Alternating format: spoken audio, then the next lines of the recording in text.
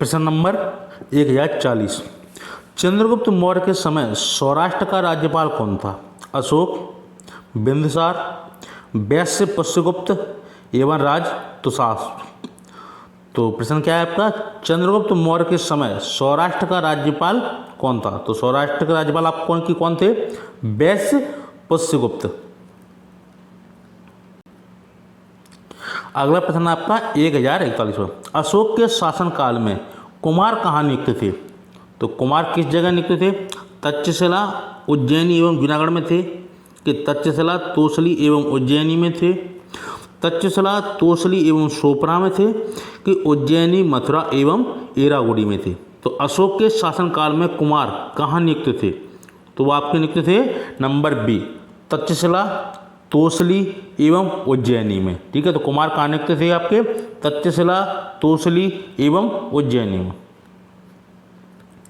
अगला प्रश्न आपका 1042। अशोक के सारनाथ सिंह तीर्थ स्तंभ के पालक पर प्रदर्शित पशुओं का सही क्रम क्या है? तो अशोक के सारनाथ सिंह शीर्ष पर, ठीक है, तो स्तंभ के फलक पर प्रदर्शित पशुओं का सही क्रम क्या है? तो वो कौन कौन से पशु हैं जो अशोक के सारनाथ पर स्थित हैं? ठीक है, शीर्ष पर। तो जो सारनाथ स्तंभ लेख है उस पर 4 पशुओं के अंकित हैं। ठीक है, तो वो आपको बताना है क्रम से कौन सा है। तो पहला है हाथी है, पहला वृष है, सिंह एवं अश्व।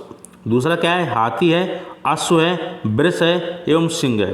तीसरा क्या है? सिंह है, वृष है, अश्व है, हाथी है। डी क्या है? अश्व है, सिंह है, हाथी है व वृष है।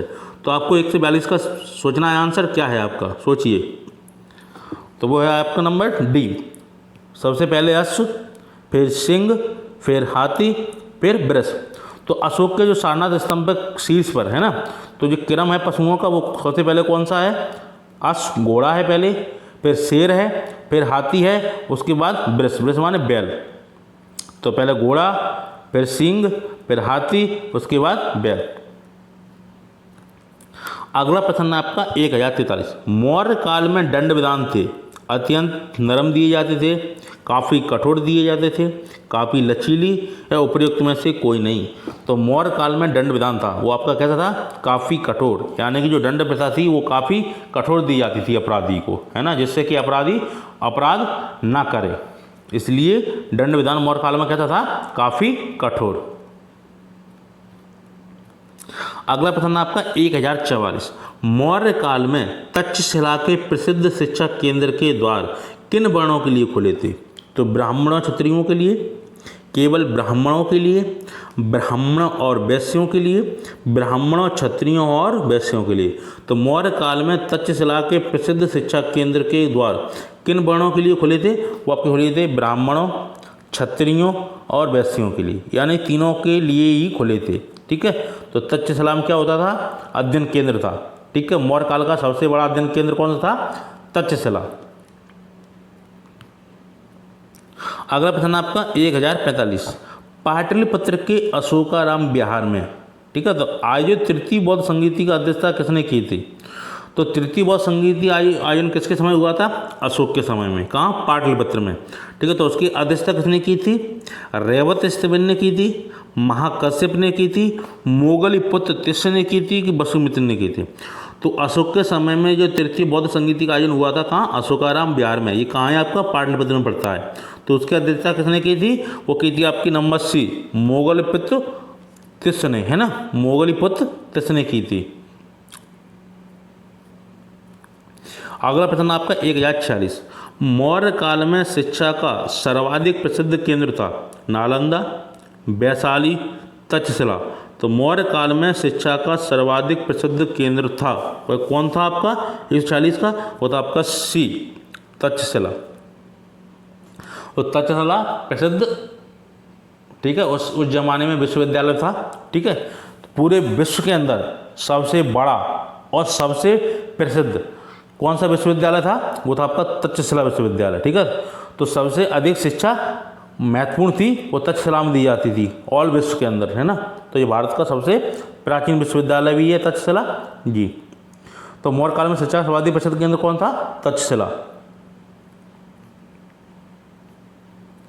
अगला प्रश्न आपका 1047, मौर्य काल में शिक्षा ग्रहण करने का सर्वाधिक प्रसिद्ध केंद्र था? उज्जैन, तक्षशिला, नालंदा, वल्लभी।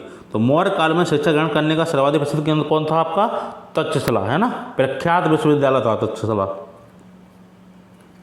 अगला प्रश्न आपका 1048, निम्नलिखित में कौन कलिंग में मौर्य प्रशासन का एक अधिष्ठान था? गिरनार, चंपा, सुवर्णगिरी, तोसली। तो 148 का आपका ऑप्शन क्या है? निम्नलिखित में से कौन कलिंग में मौर्य प्रशासन का एक अधिष्ठान था? वो कौन था आपका? नंबर डी, तोसली, है ना। तो कलिंग में मौर्य प्रशासन का एक अधिष्ठान था, वो आपका था तोसली।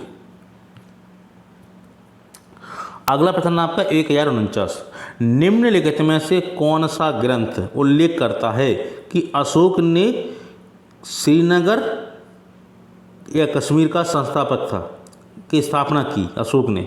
ठीक है, तो महावंश, दिव्यावदान, दीपवंश, राजतरंगिणी।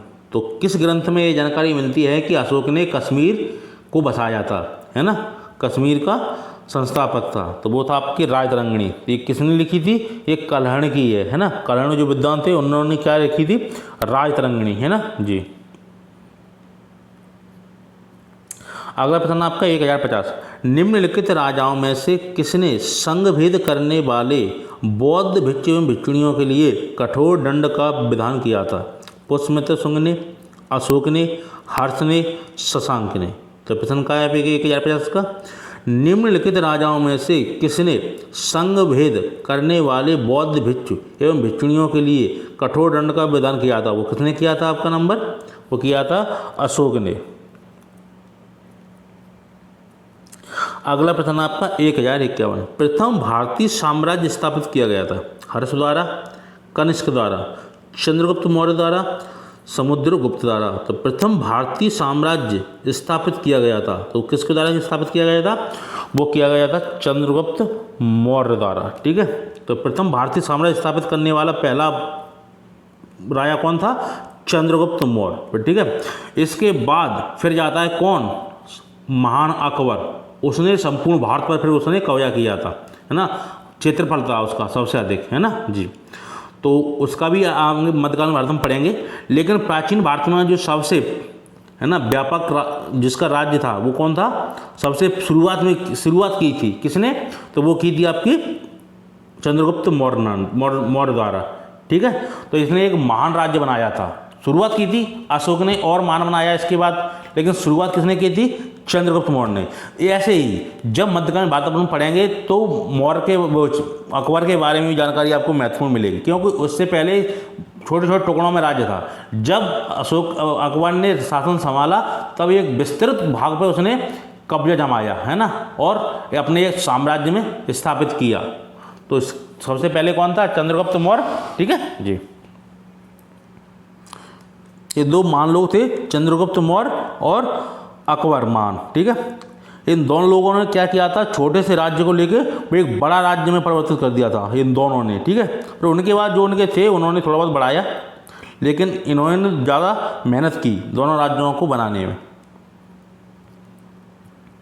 अगला प्रश्न आपका 1052, कालसी किस लिए प्रसिद्ध है?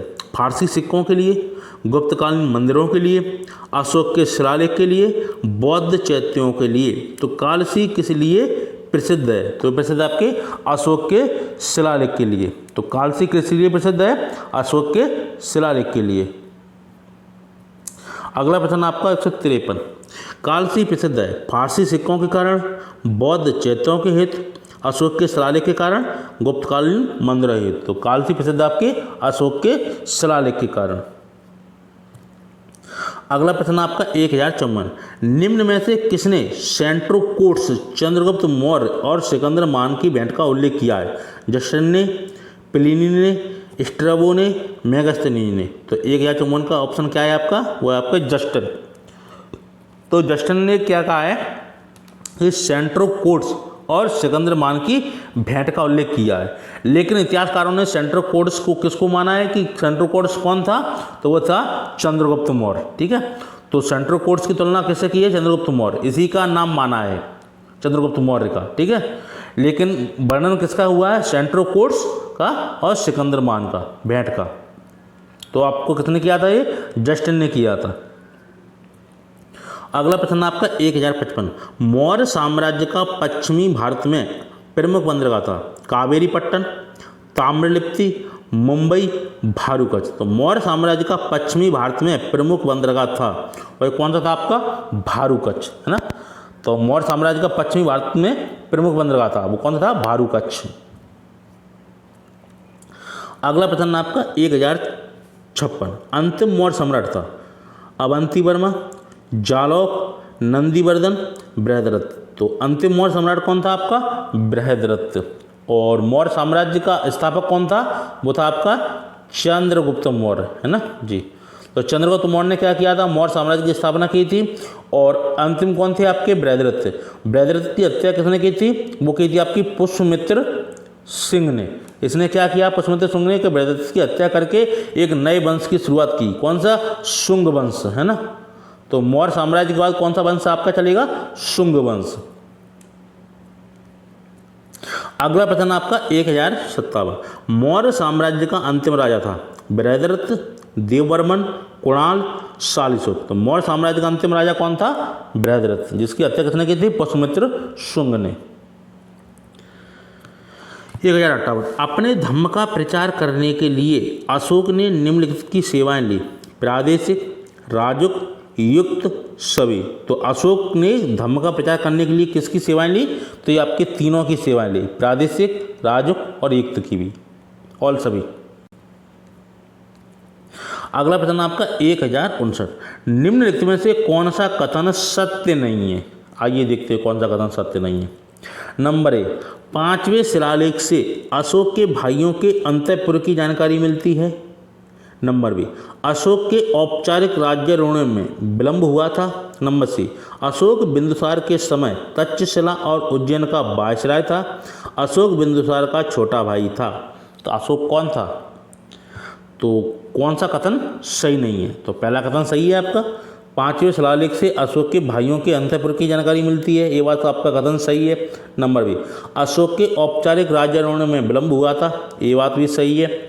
अशोक के बिंदुसार के समय तक्षशिला और उज्जैन का वायसराय था, ये भी सही है। अशोक बिंदुसार का छोटा भाई था, छोटा भाई नहीं था, वो कौन था? बिंदुसार का पुत्र था, ठीक है।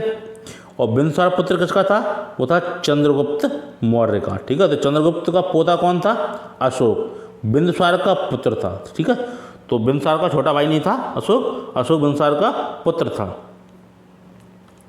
अगला प्रश्न आपका 1060, अभिलेखों में किस शासक का उल्लेख प्रियदर्शी एवं देवनाम प्रिय के रूप में किया गया है? अशोक, चंद्रगुप्त मौर्य, समुद्रगुप्त, हर्षवर्धन। तो अभिलेखों में से किस शासक का उल्लेख प्रियदर्शी एवं देवनाम प्रिय के रूप में किया गया है? तो वो किसका किया है? अशोक को क्या क्या कहा गया है? प्रियदर्शी, है ना, और देवनाम प्रिय, है ना जी। अगला प्रश्न आपका 1061, मौर्य काल में दास प्रथा प्रचलित थी, बौद्ध विवाह को प्रोत्साहन नहीं दिया जाता था, देव पूजा पर रोक लगाई गई थी, पशु हत्या पर रोक लगाई गई। तो मौर्य काल में क्या हुआ था? वो हुआ था आपकी पशु हत्या पर रोक लगाई गई थी, यानी कि दास प्रथा प्रचलित थी, ये बात सही नहीं है। बौद्ध विवाह को प्रोत्साहन नहीं दिया जाता था, ये भी बात सही नहीं है। बहुदेव पूजा पर रोक लगाई, ऐसा भी कोई प्रमाण नहीं है। लेकिन पशु हत्या पर रोक लगाई, ये बात सही है, क्योंकि शिलालेखों पर इसका उत्कीर्ण है।